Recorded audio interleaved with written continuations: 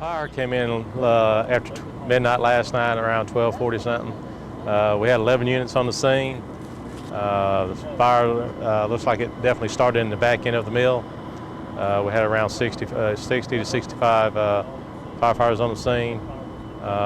Right now we're just in the process of extinguishing hot spots. We'll have crews on the scene here till late tonight and probably pulling fire watch during the night and until tomorrow. We have activated the ATF's National Response Team. They'll be sending a representative with us this afternoon to look at it, to get them activated. And then once we can actually get inside the building to start shifting through the debris, finding out what happened here, see what caused the fire. At this point, there's no real indication of what caused the fire? No, we have no idea until we can actually get in and look at it. There's so much debris on the ground here from the mill itself. You know, you're looking at a 4-story mill here with all the debris down on the ground. It's going to take a while to get all the hot spots out. Well, it's contained right now as far as fire. It doesn't spread to any of the shops up here. Make sure it doesn't extend over that way. Oh, the crews did an excellent job on the scene.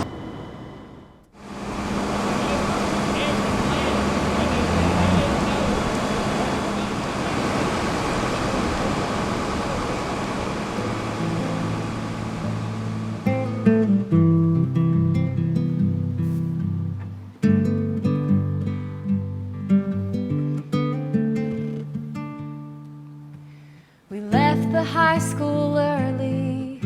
He drove me into town. We noticed on the smokestack all the bricks had been torn down. He was my friend and teacher. I was 18 years old. The textile mill in Windsor hadn't yet been sold.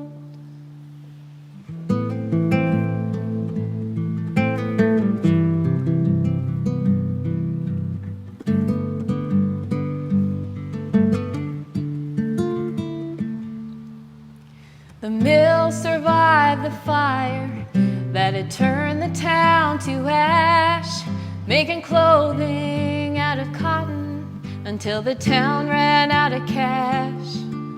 A century of workers sweating in the heat, now faded like the cotton, ghosts wrapped in white sheets. And sometimes dreams go nowhere, but I feel like I've been traveling when I try to trace the thread, but the stitches come unraveling. Sometimes there is no ending, just something standing still on a long deserted island with an empty cotton mill.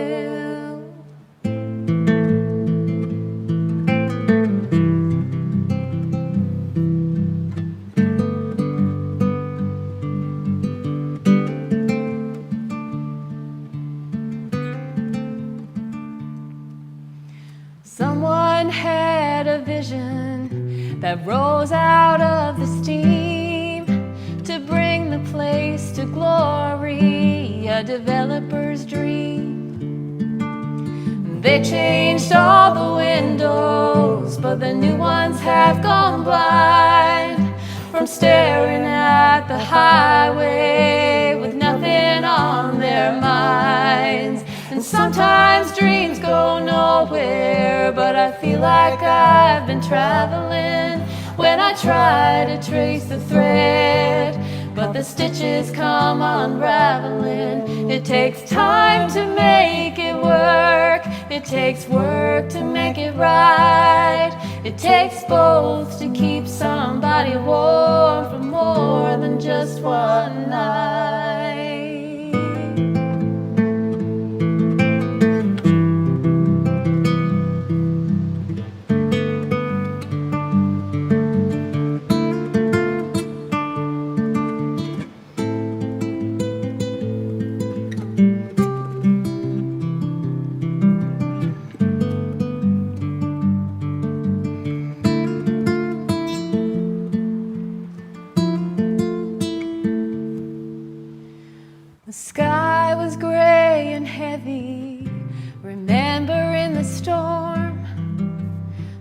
soft and thick like sweaters that it kept the farmers warm.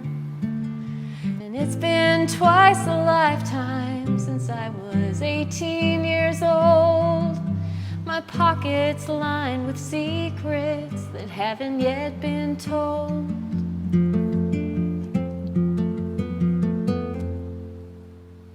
Hey, I'm John Davidson Jr. My dad, J.B. Davidson, worked in the mill. I worked in the mill with a lot of my classmates during the summer. This was a excellent community to grow up in. The mill village furnishes jobs, it furnished security. We would sometimes be gone for a week and come back and realize we had not even closed the doors, much less locked. And the mill furnished us a school. They supplemented the teachers' salaries. That was the teachers that they wanted to teach, which were very good teachers. And that was from kindergarten through the 8th grade. We had home auditorium, which it was built. It was one of the 2 premier gymnasiums in the state. The other one being in Porterdale, Georgia, which was another mill community. The mill furnished us coaches. They gave us facilities. We also had a baseball field called John S. Turner Field. And they looked after the community. They encouraged the community to improve itself. We had Cub Scouts, Boy Scouts. They call it Girl Reserves for the girls, which they took a trip every year, I think to Washington or somewhere. My mother went a couple of times as a chaperone for them. It was a great place to grow up. Now, We John, were all poor as hell, but we didn't know it. yes, sir. Now, John, I was going to ask you a question. If you worked in the mill when they first, I know later years it was probably different, but were the houses provided for mill workers? The houses It was were taken out of your pay, or was just a subsidy of working in the mill, a perk, or off sort of a subsidy. The houses in the village, as well as Anderson Village, were for the mill workers. The rent was 25 cents per room per week. wow? Water was furnished. Now, what year was this, John? This was If you can think back up that into far. the mid to late 60s. Right. And that's when the Bibb started selling off. The federal government started telling them how they could run their village and rent their houses. They decided it would be best to sell it off. And the rest was downhill from there, I assume. Down. I know of nothing the federal government has gotten into I agree with you. that worked out like it should have. Yes, sir. And the only time something was controlled by the federal government that it worked right has been the military, when the government stayed out and let the generals run the war. Yes, sir. Now, did you go to the Bibb school? I went to Bibb School from kindergarten through the 8th grade. Oh, wow. I lived in 3 different houses that I remember. There was a 4th, but I was too young. I don't remember it. Yes, sir. Started out at 3222 Park Avenue, 3823 First Avenue, and 3556 First Avenue. And when I left there, I had won a scholarship to go to Georgia Tech. Oh, wow. I left.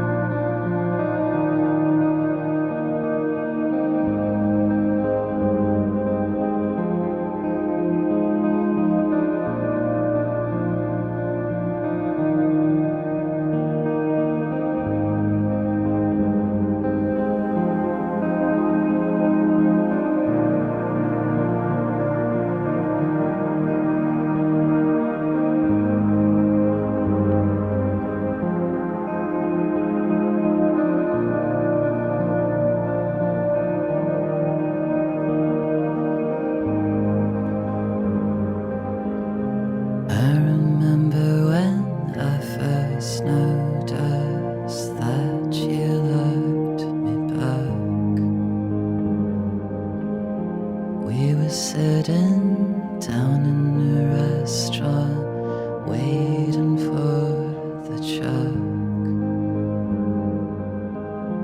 We had made love earlier that day with no strings attached. But I could tell that something had changed. How you looked at me then, Krista, come right back. I've been waiting for you to slip back in bed when you light the candle.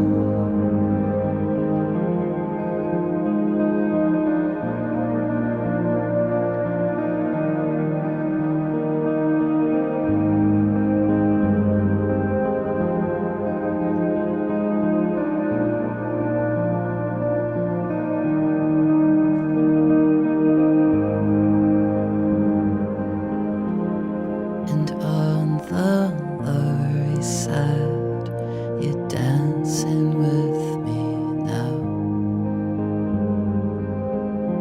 And I'm taking pictures of you with flowers on the wall.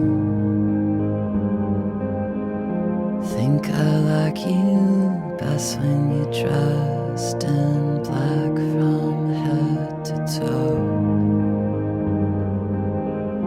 Think I like you best when you're just with me and no one else. Krista, come right back. I've been waiting for you to slip back in bed when you light the candle.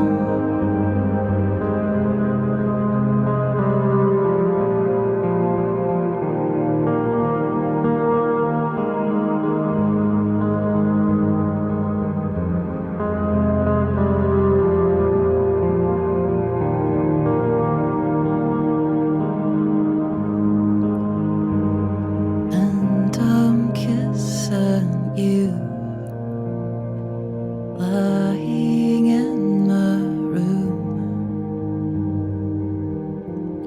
holding you until you fall asleep. And it's just as good as I knew it would be. Stay with me, I don't want you to leave.